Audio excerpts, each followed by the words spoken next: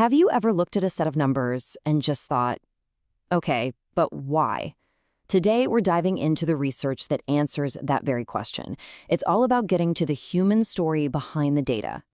So picture this. You've got a Fortune 500 company, an absolute giant in the computer industry.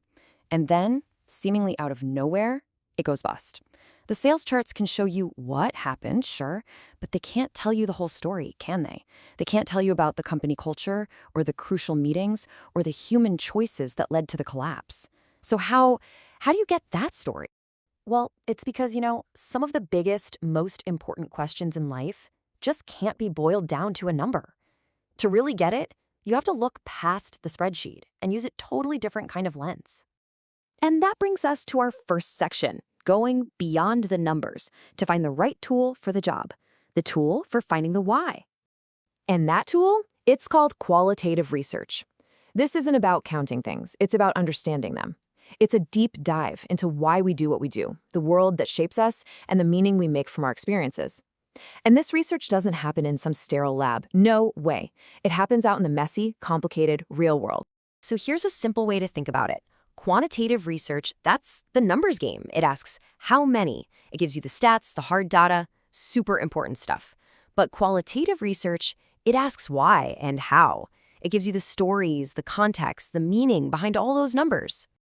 Okay, that's the theory. But what does this actually look like in practice? Let's get into some amazing stories from the field.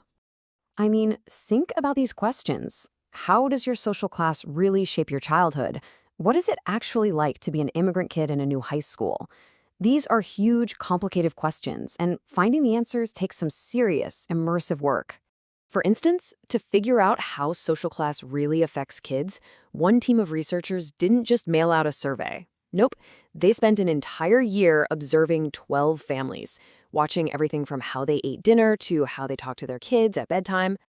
Or how about this one? To truly understand the immigrant student experience, a researcher literally embedded herself in a high school.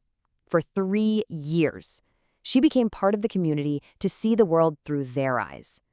And to learn about the lives of homeless women, another researcher volunteered at a shelter, building trust over time, just listening to their stories to piece together the events that led them there. You see, this isn't just data collection. It's deeply human, empathetic work. So you gather all these incredible, deep stories. But then what? Well, this is where it gets really powerful.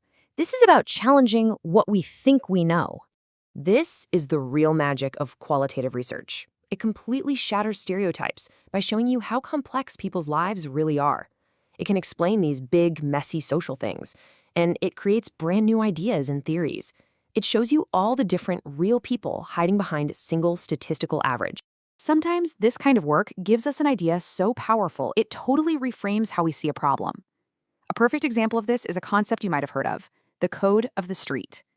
Sociologist Elijah Anderson's deep research showed that what looks like random violence from the outside is often a really complex social code.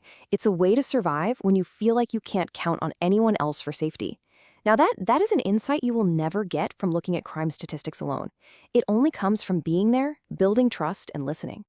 So, okay, let's connect all these dots. At the end of the day, why does all of this matter so much?